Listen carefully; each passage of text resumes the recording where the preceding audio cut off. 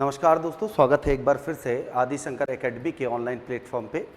और आज हम पिछली कक्षा को आगे बढ़ाते हुए क्रिया के उस भाग को हम पढ़ने जा रहे हैं जिसे हम कर्म के आधार पर कहते हैं। क्रिया के दो भेद होते हैं, सकर्मक और अकर्मक। पिछली कक्षा को थोड़ा सा हम रिवाइज कर लेते हैं। जैसे कि हमने पढ़ा पिछली कक्षा में कि क्रिया क्या होती है और क्रिया के कितने भेद होते हैं, उसके बारे में हमने समझा। तो हमने देखा कि दो आधारों पर क्रिया को बांटा गया है, कर्म के आधार पर और उत्पत्ति के आधार पर या रचना संरचना के आधार पर हम इसे कह सकते हैं। तो हमारे पास में पहला मुद्दा आ जाता है कि उत्पत्ति के आधार पर क्रिया मौलिक और यौगिक दो प्रकार की होती है। मौलिक क्रिया अर्थात मूल धातु में आपने ना जोड़कर क्रिया बना ली, उसे हम मौलिक क्रिया कहते हैं। यौगिक क्रिया जो योग से बनी हो, और इसके भेद हैं कि जैसे पहले हमने देखा कि एक संयुक्त क्रिया होती है। संयुक्त क्रिया अर्थात दो या दो से अधिक क्रियाओं को साथ में आप लिख दें तो उसे हम संयुक्त क्रिया कहते हैं। इसके हम लगभग 13 भेद के बारे में मैंने चर्चा की थी कि आरंभ बोधक है, समाप्ति बोधक है, अनिश्चितता बोधक है, आकस्मिकता बोधक है, अनिश्चितता बोधक है, निरंतरता बोधक है, नित्यता बोधक है ना, शक्ति बोधक है, कर सकता हूँ, जा सकता हूँ। इस तरीके से हमने लगभग 13 भेद के बारे में चर्चा की थी। फिर उसके बाद हमने दूसरा पॉइंट देखा, है ना, पीपीटी थोड़ी ऊपर नीचे हो गई थी तो मैंने आपको समझाया अभी फिर से पुनः कि नाम धातु क्रिया को हमने समझा था। नाम धातु क्रिया क्या है? ऐसी क्रियाएं जिनका निर्माण हमने संज्ञा शब्दों से किया है, या आपने सर्वनाम से इनका निर्माण किया है, या विशेषण शब्दों से, इससे विशेषण शब्दों से इनका निर्माण किया है। संज्ञा से जैसे हाथ से हथियाना, लात से लतियाना, लाठी से लठियाना। विशेषण शब्दों की अगर मैं बात करूं तो चिकना से चिकनाना, ठंडा से ठंडाना, सूखा से सुखाना। तो इस तरीके से हम विशेषण से बनाते हैं। उसी प्रकार सर्वनाम से, ठीक है, आप निजवाचक हो या मध्य पुरुष हो, आप से हमने अपनाना बना लिया। पूर्वकालिक क्रिया के बारे में हमने पढ़ा कि पूर्वकालिक क्रिया ऐसी क्रिया होती है कि किसी क्रिया के समाप्त होने के पश्चात दूसरी क्रिया प्रारंभ हो, तो समाप्त होने वाली पूर्व में जो समाप्त हो गई है पहली वाली क्रिया, उस क्रिया की पूर्वकालिक क्रिया कहलाती है। जैसे मैं नहाकर सो गया, तो नहाकर सो गया तो सोने की क्रिया मैंने बाद में की है और उससे पहले मैंने क्रिया की है नहाने की, तो वह पूर्वकालिक क्रिया। प्रेरणार्थक क्रिया का मतलब वह है कि कर्ता स्वयं कार्य ना कर कर किसी और से, है ना, इन्फ्लुएंस करे काम कराने के लिए, प्रेरणा स्रोत बने, उसी को हम क्या कहते हैं? प्रेरणार्थक क्रिया। साथ में दो क्रियाओं के बारे में मैंने चर्चा की थी, इसके बारे में पुनः बता देता हूँ। एक मैंने आपको बताया था सहायक क्रिया के बारे में, और सहायक क्रिया ऐसी क्रियाएं होती हैं जो मुख्य क्रिया के साथ में जुड़कर आती हैं।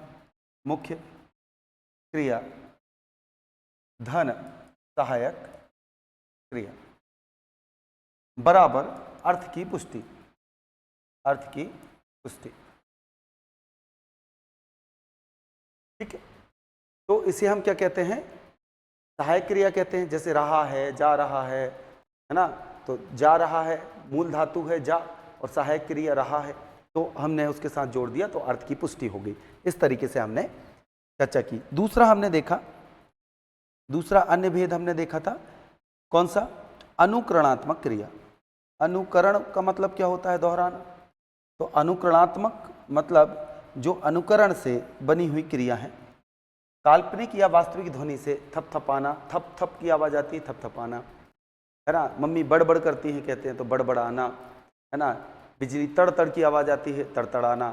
थरथराना, कांपने को हम क्या कह देते हैं? थरथराना। तो ऐसी क्रियाएं क्या कह जाती हैं? हमारी अनुकरणात्मक क्रिया कहलाती हैं। छोटे छोटे से रूप हैं, इनके बारे में समझना। आज हम चर्चा करेंगे किसके बारे में? सकर्मक और अकर्मक क्रिया के बारे में, कर्म के आधार पर।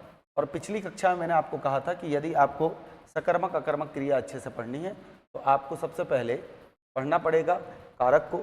यदि आप कारक को अच्छे तरीके से समझ जाते हैं तो कारक के बारे में आप कि कर्ता क्या है, करण क्या है, कर्म क्या है ना, इसके बारे में आप समझ जाएंगे। कर्म के आधार पर सीधा सीधा साफ सुथरा सा मतलब है। कर्म के आधार पर क्रिया का मतलब ये है कि आप जब क्रिया का प्रयोग करें, जब आप क्रिया लिख रहे हैं किसी वाक्य में और कर्म की आवश्यकता क्रिया को पड़ जाए। क्यों पड़ जाए? यदि कोई क्रिया लिखी है, कोई भी क्रिया लिखी है, और इस क्रिया को अपने अर्थ के अर्थ की पुष्टि के लिए, अर्थ की पुष्टि के लिए एक शब्द की आवश्यकता पड़े, एक शब्द की आवश्यकता पड़े, और वह शब्द या तो संज्ञा हो या तो सर्वनाम हो।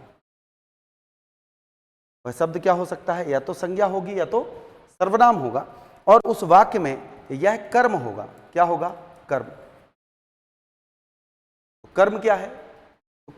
बचपन से कर्म करो कर्म करो दिमाग में घुसा है, तो ऐसा लगता है कर्म का मतलब क्रिया होती है। नहीं, जब हम व्याकरण पढ़ रहे हैं तो कर्म का मतलब संज्ञा या सर्वनाम हो सकता है। कारक की कक्षा में हमने पढ़ा था कि कर्म क्या है? कर्ता द्वारा की गई क्रिया का फल प्रतिफल जिस पर पड़े उसे हम क्या कहते हैं? कर्म कहते हैं। अर्थात क्रिया से इन्फ्लुएंस होने वाला, उसका फल प्रतिफल जिस पर पड़ रहा है क्रिया का, उसे ही हम क्या कहते हैं? कर्म कहते हैं। तो जब क्रिया हो संपन्न की जाती है तो केवल दो चीज़ों पर फर्क पड़ता है या प्रतिफल पड़ता है, या तो कर्ता पर या तो कर्म पर। यदि कर्म पर पड़ रहा है इसका मतलब है कि क्रिया को कर्म की आवश्यकता है। कैसे? सपोज समझिएगा, एक उदाहरण से समझते हैं। मैंने लिखा यहां पर राम खाता है। अब बताइए, जैसे ही मैंने लिखा राम खाता है तो आपके दिमाग में एक प्रश्न आया कि यार खाता है, क्या खाता है भाई? वाक्य पूर्ण नहीं है क्योंकि प्रश्न चिन्ह उठ रहे हैं। आपके दिमाग में आया राम खाता है, लेकिन क्या? मैंने फिर लिखा इसी को दूसरे तरीके से कि राम अंगूर खाता है या रोटी खाता है। तो खाता है क्रिया है, और यह पूर्ण कब हुई? जब आपने अंगूर शब्द लिखा। अब ध्यान से क्रिया से प्रश्न कर लेते हैं। अब याद करिए, मैंने आपको पिछली कक्षा में जब मैंने कारक पढ़ा रहा था तो मैंने आपको बताया था क्रिया से प्रश्न करेंगे, यदि को से प्रश्न करेंगे तो उत्तर मिलेगा क्या? कर्म, क्योंकि कर्म की पहचान क्या है? उसका निशान क्या है? को। ने से प्रश्न करोगे तो उत्तर क्या मिलेगा? कर्ता। से प्रश्न करोगे या द्वारा से प्रश्न करोगे तो उत्तर क्या मिलेगा? करण। अर्थात वाक्य में उपस्थित संज्ञा और सर्वनाम के स्वरूप को अगर जानना है कि वह किस रूप में प्रयोग में लाया गया है तो आप क्रिया से प्रश्न कर लें। तो मैंने को से प्रश्न किया। क्या प्रश्न? खाता है। किसको खाता है? अंगूर को खाता है। इसका मतलब है कि ये जो खाने की क्रिया है ये किसी शब्द की अपेक्षा रख रही है। उसे शब्द चाहिए। क्यों चाहिए? क्योंकि वह अपनी क्रिया को पूर्ण रूप से स्पष्ट कर पाए, अर्थ की पुष्टि कर पाए। तो यही कहानी है कि सकर्मक अकर्मक क्रिया का से तात्पर्य केवल इतना है कि क्रिया यदि कर्म की अपेक्षा रखती है, अपने अर्थ की पुष्टि करने के लिए एक शब्द लेती है, वह संज्ञा हो सकता है या सर्वनाम हो सकता है। अर्थ की पुष्टि करने के लिए उस शब्द को लिखना जरूरी है। तो अर्थात वह अपने अर्थ की पुष्टि के लिए कुछ सप्लीमेंट्स की जरूरत पड़ रही है, और वो सप्लीमेंट्स क्या है? कर्म है। वह क्या है? कर्म है। अर्थात ऐसी क्रियाएं जो कर्म के साथ आती हैं तभी अर्थ की पुष्टि कर पाती हैं, तो सकर्मक है। और यदि बिना कर्म के ही वह अर्थ की पुष्टि कर दे तो उसे अकर्मक कहते हैं। उदाहरण के रूप में राम हंस रहा है। अब हंस रहा है, इसको किसी शब्द की जरूरत नहीं है, यह अपने आप में क्या है? पूर्ण है। इसका मतलब है इसे कर्म की आवश्यकता नहीं है, तो यह क्या हो गई? अकर्मक हो गई। यह है कहानी। तो यहां तक मैंने आपको समझाया कि हमें कर्म के आधार पर दो पढ़नी है, एक सकर्मक और दूसरा अकर्मक। मैंने बेसिक बताया। आइए आगे चर्चा करते हैं इसके बारे में। सबसे पहले सकर्मक क्रियाएं, कर्म के साथ आने वाली क्रियाएं सकर्मक क्रिया कहलाती हैं। अर्थात कर्म के साथ आ रही हैं, मतलब ऐसी संज्ञा या सर्वनाम शब्द लिखा है उस वाक्य में जो क्रिया क्या कर रही है, उसके कारण ही अर्थपूर्ण हो पा रही है। जैसे ऐसी क्रियाएं जो कर्म की अपेक्षा रखती हैं, मतलब उन्हें जरूरत है कर्म की, है ना, या कर्म के साथ आती हैं, सकर्मक क्रिया कहलाती हैं। अर्थात ऐसी क्रियाएं जो अपने अर्थ को पूर्ण रूप से प्रकट करने हेतु कर्म की सहायता लेती हैं, सकर्मक क्रिया कहलाती हैं। बड़ा ही आसान है। राम, अब मैंने इसको खाना को अलग कर दिया, तो राम खाता है। क्या खाता है भाई? तो आपने क्या लिखा? खाना। किसको खाता है? खाना को खाता है। सचिन फुटबॉल मैच खेलता है। खेलता है भाई, बहुत सारे खेल हैं, खेल एक संज्ञा है, कौन सा खेल खेलता है? फुटबॉल मैच को खेलता है। ठीक, बच्चे ने खिलौने तोड़ दिए, अब तोड़ना एक क्रिया है, तोड़ दिया भाई। अब आप पूछो किसको तोड़ दिया? इंसान तोड़ दिया? नहीं साहब, खिलौने तोड़ दिया। तो ये क्या है? कर्म है। इसे हम क्या कहते हैं? कर्म। जैसे राम मोहन को मारता है, और एक शब्द लिखा मैंने, राम मारता है, राम मारता है।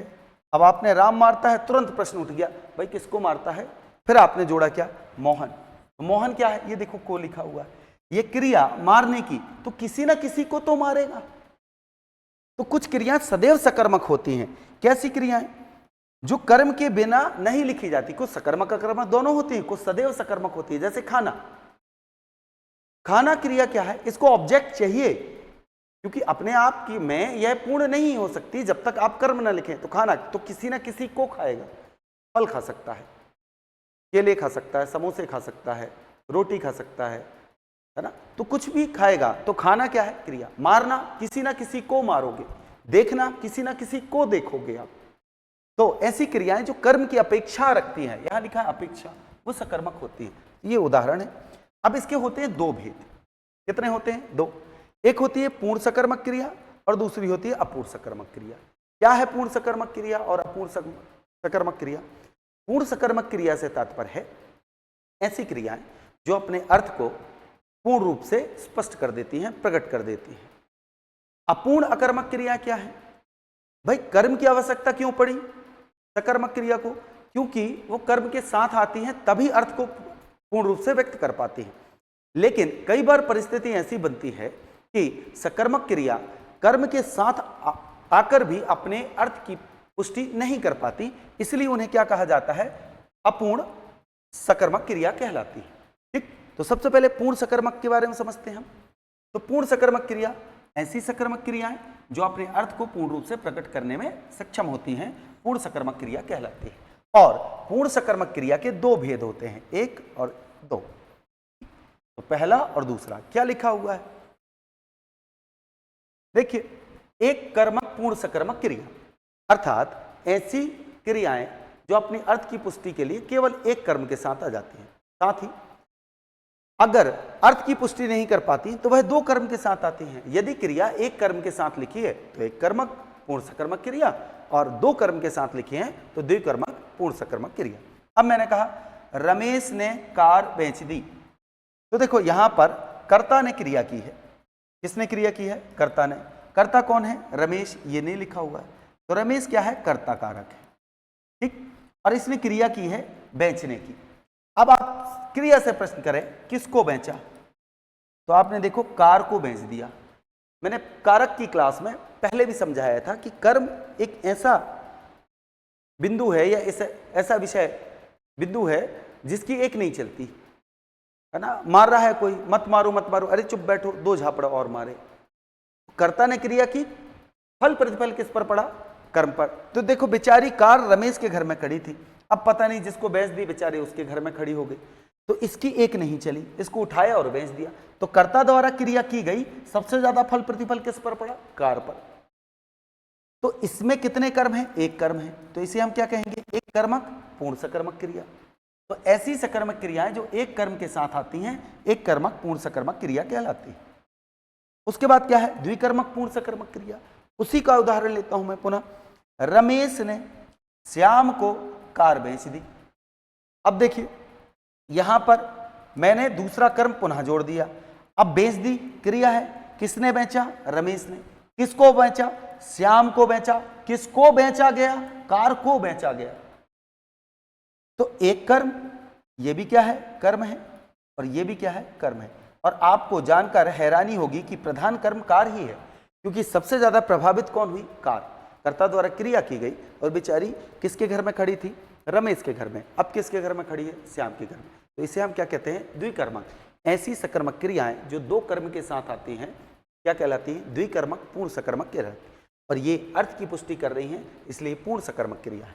किंतु अपूर्ण सकर्मक क्रियाएं ऐसी होती हैं कि कर्म है फिर भी हमें संशय बना होता है या प्रश्नवाचक, यहां पे मुख्यतः आपको प्रश्नवाचक चिन्ह मिलते हैं। जैसे आपने, कर्ता ने, कर्ता ने, और मैं का कर्म कारक क्या होता है? मुझे या मुझको। क्या लिखा है? मुझे, अर्थात ये कर्म है। शिक्षक क्यों चुना? तो चुनने का कार्य किया है, शिक्षक के रूप में चुना आपने। किसे? मुझे। कर्म को चुना। क्या लगा है लास्ट में? प्रश्नवाचक। इसीलिए इसे हम क्या कहते हैं? अपूर्ण सकर्मक क्रिया। कर्म है फिर भी क्या हुआ? उत्तर नहीं मिला। जैसे मोहन मुझे, फिर मुझे कर्म को क्यों नहीं समझता? अब हमें नहीं पता यार क्यों नहीं समझता, ठीक है, तो उत्तर नहीं मिल रहा हमको। अर्थात यह क्या है? पूर्ण रूप से व्यक्त कर पाने में असमर्थ है। उसी प्रकार से मीना गीत को अच्छा क्यों नहीं समझती? भाई गीत है तो गीत को क्यों, क्या नहीं समझती? अच्छा व्यक्ति, अच्छा इंसान जो भी है, नहीं समझती। तो इसे हम क्या कह देते हैं? अपूर्ण अकर्मक, अपूर्ण सकर्मक क्रिया।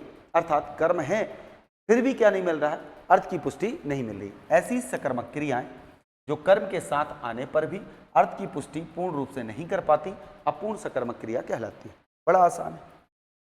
अब आ जाते हैं हमारे पास में अकर्मक क्रिया। क्या है अकर्मक क्रिया? कि ऐसी क्रियाएं जो कर्म के बिना आती हैं, अर्थ की पुष्टि हेतु कर्म की अपेक्षा नहीं रखती, अकर्मक क्रिया कहलाती हैं। अर्थात ऐसी क्रियाएं जो कर्म के बिना आती हैं और अपने अर्थ को पूर्ण रूप से व्यक्त कर देती हैं, अर्थात अपने अर्थ की पुष्टि हेतु कर्म की आवश्यकता इन्हें नहीं होती, यह अपने आप में पूर्ण। जैसे हंसना, मोहन हंसता है या हंस रहा है, इससे कोई प्रश्न नहीं होना। मीना रो रही है, मोहन दौड़ रहा है, ठीक है, अच्छी बात है, कोई प्रश्न नहीं। तो हंसना, रोना, दौड़ना, जैसे मैंने बोला था, देखना, खाना, पढ़ना, ये सकर्मक है।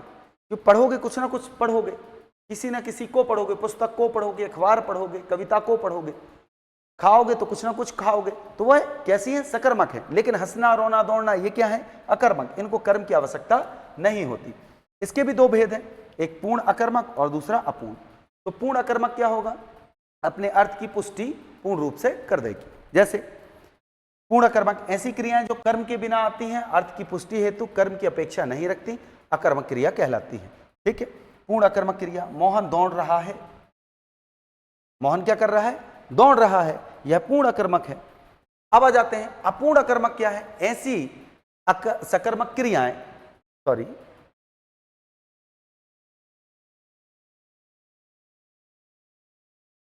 अकर्मक, ठीक है, ये क्या है? ऐसी अकर्मक क्रियाएं जो कर्म के साथ, चलिए इसकी गलत है, मैं लिख देता हूं यहां पे, ठीक है, अकर्मक, अपूर्ण अकर्मक, दो बार लिख गया है। चलिए यहां समझते हैं पूर्ण अकर्मक क्रिया क्या है। ठीक, पूर्ण अकर्मक क्रिया ऐसी अकर्मक क्रियाएं होती हैं जो कर्म के बिना आती हैं तथा अर्थ की पुष्टि करती हैं। अर्थात वे सभी क्रियाएं जो अपने अर्थ की पुष्टि के लिए कर्म की अपेक्षा नहीं रखती, क्या कहलाती हैं? पूर्ण अकर्मक क्रिया कहलाती हैं। ठीक, इसके दो भेद हैं, एक है गतिबोधक और एक है स्थितिबोधक। जैसे हमने अकर्मक क्रिया के बारे में क्या पढ़ा था कि मोहन, मोहन क्या कर रहा है? मोहन रो रहा है, रो रहा है। अब यहां पर क्या हो गई? अर्थ की पुष्टि हो गई कि मोहन क्या कर रहा है? रो रहा है। तो हमें किसी भी ऐसे शब्द की आवश्यकता नहीं पड़ी, अर्थात किसी कर्म की आवश्यकता नहीं पड़ी, और हमने अर्थ की पुष्टि कर ली। जैसे इसमें दो भेद होते हैं, एक है गतिबोधक, एक क्या है? गतिबोधक, और दूसरा है स्थितिबोधक। अर्थात जब कर्ता गतिशील अवस्था में हो, कैसी अवस्था में हो? गतिशील अवस्था में हो, तो उसे हम क्या कहते हैं? गतिबोधक। जैसे चिड़िया उड़ रही है, यह चिड़िया आसमान में उड़ रही है, यहां पर चिड़िया उड़ रही है, मैं तीसरा लिख देता हूं, चिड़िया गगन में उड़ रही है। ठीक, तो चिड़िया उड़ रही है, ये चिड़िया गगन में उड़ रही है या आसमान में उड़ रही है। अब ध्यान से देखिएगा, ये उड़ रही शब्द है, क्रिया किसने की? चिड़िया ने। यहां पे कर्म है क्या? नहीं है, लेकिन अर्थ की पूर्ण रूप से पुष्टि हो रही है। उसी प्रकार से बच्चे दौड़ रहे हैं, तो दौड़ रहे हैं क्या है? क्रिया है। और क्या लिखा है? बच्चे, तो कर्ता कौन है? बच्चे। कर्म है क्या? नहीं है। अब नीचे वाले में आएंगे, यदि आपको यहां पे लग रहा है कि चिड़िया उड़ रही है, आसमान को उड़ रही है, गगन को, गलत है, आसमान में उड़ रही है। अर्थात क्रिया का आधार में और पर का प्रयोग क्यों होता है? अधिकरण कारक के लिए। अधिकरण कारक के लिए आप किसका प्रयोग करते हो? में अथवा पर का। तो यहां पर उड़ रही है, उड़ान किसने भरी? चिड़िया ने, कर्ता ने। कहां पर उड़ी या किस में उड़ी? तो आप बताओगे कि गगन में उड़ी। अधिकरण में पर, क्रिया का आधार है, ये कर्म नहीं है। कई लोग कहते हैं कि चिड़िया उड़ रही है, कैसी है? अकर्मक है, चिड़िया गगन में उड़ रही है, सकर्मक। ऐसा बिल्कुल मत करें। आप कारक पर क्या है? आप देखिए, यह अधिकरण कारक लिखा है, और यहां देखेंगे कि कर्ता जो भी है, जैसे चिड़िया, बच्चे, ये क्या है? गतिशील अवस्था में है। कैसी अवस्था में? गतिशील अवस्था में। इसलिए इसे गतिबोधक पूर्ण अकर्मक क्रिया कहते हैं। अर्थ की पुष्टि भी हो रही है और कर्ता का गतिशील अवस्था में बोध हो रहा है, इसलिए इसे क्या कहते हैं? गतिबोधक पूर्ण अकर्मक क्रिया कहते हैं। दूसरा क्या है? स्थिति बोधक। स्थिति मतलब कर्ता की स्थिति का बोध हो। जब क्या हो? कर्ता की स्थिति का बोध। क्या कर रहा है? हंस रहा है। कौन हंस रहा है? मोहन। आप लिख दो, मोहन हंस रहा है। छूट गया होगा। मीना क्या कर रही है? रो रही है। तो मीना की और मोहन की स्थिति के बारे में बताया जा रहा है कि मीना क्या कर रही है? रो रही है, और मोहन हंस रहा है। तो दोनों की स्थिति के बारे में बात कर रहे हैं। तो हमारे पास में पूर्ण अकर्मक क्रिया के बारे में यह जानकारी मिली कि पूर्ण अकर्मक क्रिया ऐसी अकर्मक क्रियाएं होती हैं जो अर्थ की पुष्टि के लिए किसी अन्य शब्द का या कर्म की सहायता नहीं लेती, वह अपने आप में क्या होती हैं? पूर्ण अर्थ प्रदान करती हैं। और इसके दो भेद होता है। यदि कर्ता गतिशील अवस्था में है तो गतिबोधक, और कर्ता की स्थिति का बोध हो रहा है तो स्थिति बोधक हम इसे कहते हैं। ठीक है, चलिए आगे बढ़े, आगे आते हैं, चर्चा करते हैं। अब आते हैं अपूर्ण अकर्मक। जैसे हमने सकर्मक में अपूर्ण पढ़ा था, पर यहां थोड़ी सी कहानी दूसरी है। अपूर्ण सकर्मक क्रिया में कर्म होते हुए भी अर्थ की पुष्टि नहीं होती, पर अपूर्ण अकर्मक क्रियाओं में अर्थ की पुष्टि के लिए हम पूरक शब्द का प्रयोग करते हैं। किसका? पूरक शब्दों का प्रयोग करते हैं। क्या होते हैं पूरक शब्द? तो समझिएगा, पूरक शब्द, पूरक शब्द, और ये पूरक शब्द होते हैं कोई संज्ञा या सर्वनाम या विशेषण। कैसे? समझिए। अब जैसे यहां लिखा है मीना है, यदि एक ही शब्द में है लिखा हुआ है, उसके साथ में कोई और क्रिया नहीं लिखी गई है, इस स्थिति में वह क्या हो जाती है? मुख्य क्रिया कहलाती है। मैंने पहले ही बताया है कि बी वर्ब जो अंग्रेजी में आप पढ़ते हो, है ना, इज, एम, आर, वॉज, वर, ये सब आप बोलते हो हेल्पिंग वर्ब है। नहीं साहब, ये हेल्पिंग वर्ब का काम भी करती हैं और मुख्य क्रिया का काम अर्थात मेन वर्ब का भी काम करती है। मोहन लड़का है, तो लड़का है मतलब होना है, तो यहां पर वह सहायक क्रिया के रूप में ना होकर मुख्य क्रिया के रूप में प्रयोग हुआ है। तो इसको समझें आप। क्या लिखा है? मीना है। अब देखिए, है एक क्रिया है लेकिन अर्थ की पुष्टि नहीं हो रही। उसी प्रकार से मोहन लगा, अर्थ की पुष्टि नहीं हो रही। मनोज गया, फिर अर्थ की पुष्टि नहीं हो रही। हमने क्या किया? एक पूरक शब्द जोड़ा, इस बीमार। अब मैंने क्या लिखा? मीना बीमार है। बीमार क्या है? संज्ञा है। मोहन लगा, क्या लगा? ईमानदार। ईमानदार क्या है? विशेषण है। मनोज गया, कहां गया? दिल्ली, तो दिल्ली क्या है? संज्ञा है। तो आपने इन शब्दों को जोड़ दिया। कौन से? संज्ञा विशेषण शब्दों को, और अर्थ की पुष्टि हो गई। कैसे हो गई? इन्हें कहा जाता है पूरक शब्द। अर्थात जब अकर्मक क्रियाएं कर्म नहीं क्या पूरक शब्द के साथ आती हैं अपने अर्थ की पुष्टि के लिए। पूरक शब्द, क्या, पूरक शब्द, एक सप्लीमेंट। और ये कर्म नहीं है, आप ये मत बोलें है, बीमार को है, नहीं, ये को लगा के देख लीजिए आप, नहीं लगेगा। बीमार है संज्ञा और फिर आपने क्रिया लिखी, फिर लिखा ईमानदार लगा, किसको लगा, मोहन को लगा, ऐसे बोलोगे। देखिए ईमानदार कर्म नहीं है। उसी प्रकार से मनोज दिल्ली गया, दिल्ली को गया, ये लोग बोलते हैं ना दिल्ली को गया, तो भाई अगर दिल्ली कर्म है तो तुम्हारे जाने से दिल्ली को कोई फर्क नहीं पड़ रहा है। यदि दिल्ली कर्म है तो आपकी क्रिया से दिल्ली को प्रभावित होना चाहिए, लेकिन वो कोई फल प्रतिफल नहीं पड़ रहा। तो समझिए आप पहुंचेंगे दिल्ली में, अधिकरण में पर, ये कर्म नहीं है, ये कर्म नहीं है, ये क्या है, ये पूरक शब्द है। अर्थात कुछ अकर्मक क्रियाएं अपने अर्थ की पुष्टि के लिए पूरक शब्दों के साथ में आती हैं, और जब पूरक शब्द जोड़े जाते हैं तो क्रिया अर्थपूर्ण हो जाती है। ऐसी ही स्थिति को या ऐसी ही क्रियाओं को हम क्या कहते हैं, अपूर्ण अकर्मक क्रिया कहते हैं, जो पूरक शब्दों के साथ में आती हैं। तो ये हमारा सबसे महत्वपूर्ण मुद्दा बच गया था कि हमने क्रिया में सकर्मक अकर्मक क्रिया, बड़ा ही आसान है, 1-2 नंबर वनडे एग्जाम में मिल जाते हैं। अभी एसएससी जीडी का एग्जाम है, उसमें भी पूछा जाता है। साथ में वर्ग 1 की अभी एग्जाम आने वाले हैं दिसंबर में, तब है। असिस्टेंट प्रोफेसर का भी जून में एग्जाम है। बहुत सारे ऐसे प्रश्न आते हैं जो हिंदी व्याकरण से संबंधित हैं।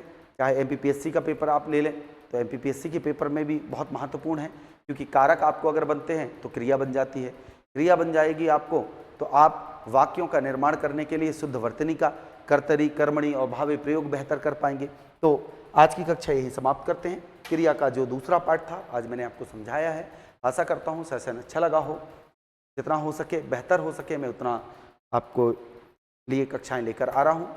तो इसी तरीके से अपना स्नेह सौहार्द बनाए रखें। जय हिंद, जय भारत।